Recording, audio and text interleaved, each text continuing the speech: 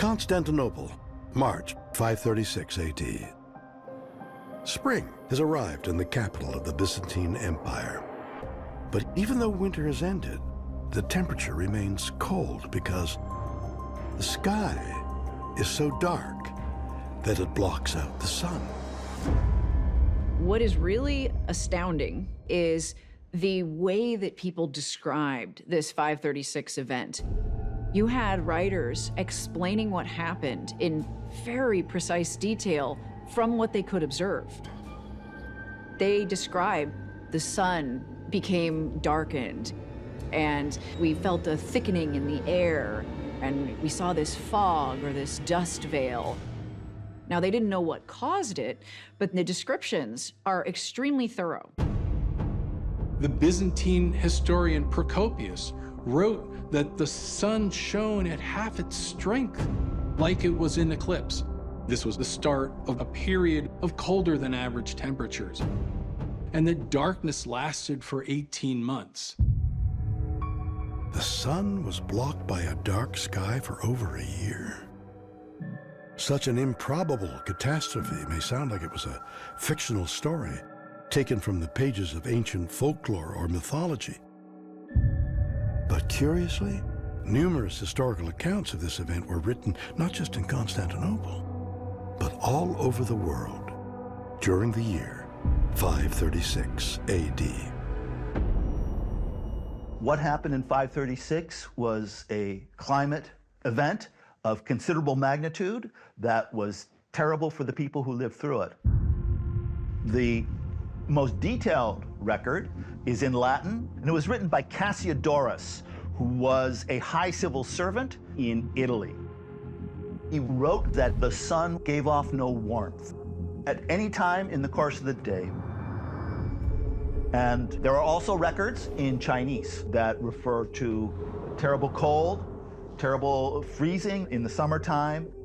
And so if we've been able to piece this story of this extraordinary catastrophe together, combining the evidence of sources, of eyewitnesses who wrote their reports in Greek, in Latin, and in Chinese, the earth became cold. The crops died. The result were tremendous food shortages, hunger, famine in places, migration, and upheaval.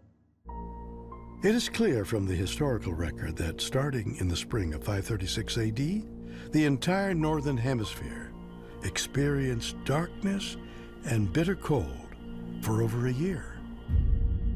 In fact, historians have dubbed 536 AD the worst year to be alive in history.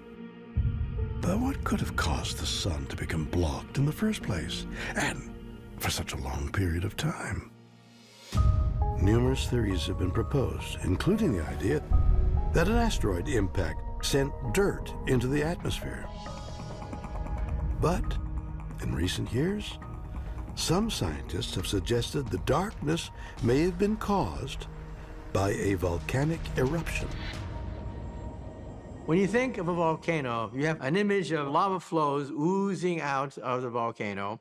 Well, yes, that's what happens, but that's not the only thing which happens. You also have all the soot and debris which blanket the atmosphere and block out sunlight. And so in 536, we think that there was a volcanic eruption, and there was so much soot, ash, debris launched into the atmosphere that it created a fog that destroyed agriculture, a fog that ground civilization to a halt. This event around 536 has all the markings of a very large-scale eruption that had the ability to change climate conditions all across the northern hemisphere.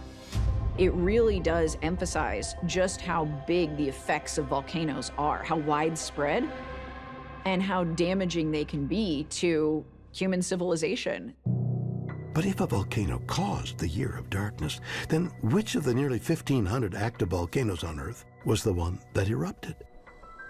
A team working on the ice levels for 536 from the Swiss-Italian border found microscopic morsels of volcanic particles that matches what one would expect in a volcano in Iceland. And so the top suspect right now in the eruption behind the 536 event is one of the many volcanoes in Iceland. Scientists are still working to definitively prove whether a volcanic eruption in Iceland blocked the sun in 536 AD. But perhaps the even more pressing question is, could the Earth ever be blanketed in darkness again? Could this happen again? The answer is, of course it could happen again. It has happened once in the last 2,000 years. It has perhaps happened more frequently over a longer time span that we have not yet been able to uncover. We need to be prepared.